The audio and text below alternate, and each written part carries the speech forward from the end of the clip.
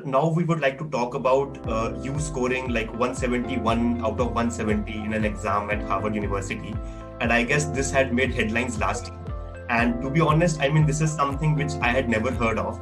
So firstly, I would like to know that how did you manage to pull it off? And secondly, if you could also tell us a bit about your master's degree course which you pursued. And is it like the government of India provides some grants to the public servants to pursue such courses abroad? So first, a disclaimer. I think the score of 171 out of 170 got a bit more attention than it should have. I mean, it was a good thing to do, but in the Indian media space, it became probably bigger than what it should have. And the reason is as follows. So in the US academic system, they have this culture, or they have this tradition of giving extra credit marks to answers which exceed the teacher's expectations. Or if there's a particularly challenging question on the exam, the teacher would end up giving you more marks than those allotted for the question, and these are called extra credit marks. And this is something which happened with me.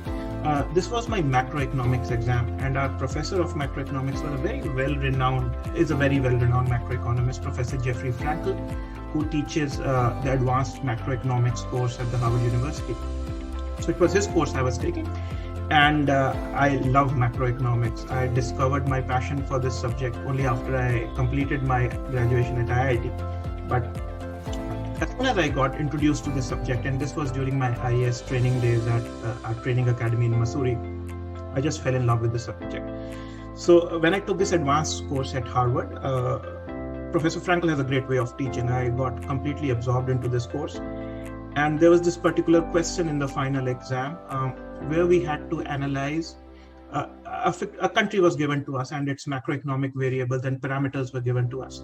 And we were supposed to analyze that, is this country in a good shape for future? What steps should the country take so that there are no fiscal problems in this country, there are no macroeconomic fluctuations in the country, and that the economy of the country stays on a good track. So I think this was a 50-mark question, and I wrote a very detailed answer to this, and to my surprise, lo and behold, I got a score of 51 out of 50 or 52 out of 50 on this particular question.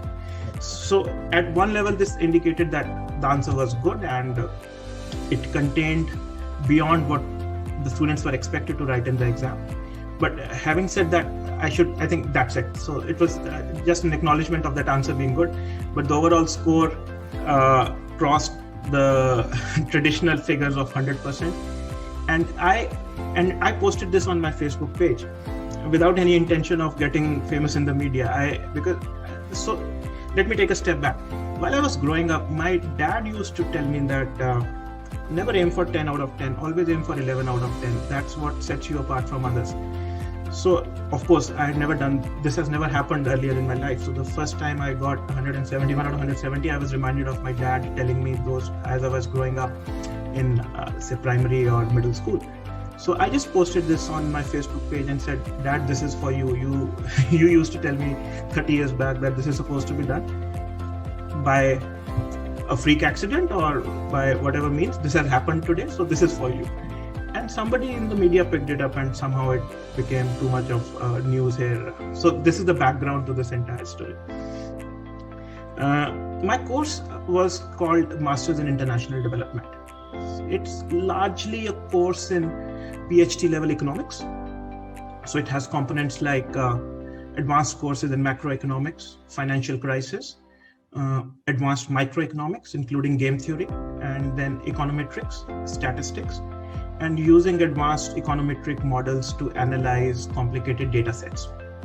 So these are the essential academic constituents of the first year of the course. And the second year, you are supposed to, electives are all your choice, but people typically take electives in macroeconomics, trade and commerce, finance, and writing, speaking, good communication, report writing, and also in public policy skills, and also sectoral courses.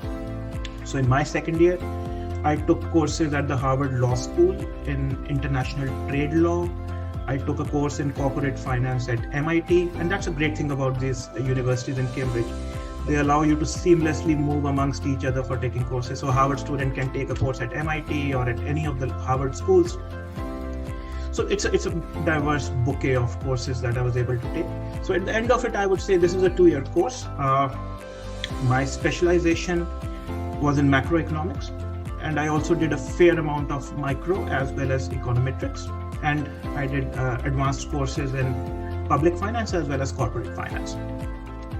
And so at the end of it, it's ultimately a course in development. You are supposed to use all these principles to tackle the most prominent challenges that the global community faces today.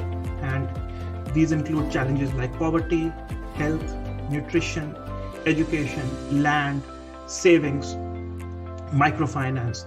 So once you have learned these principles, the idea is to use all these principles in these sectors and ultimately alleviate global poverty.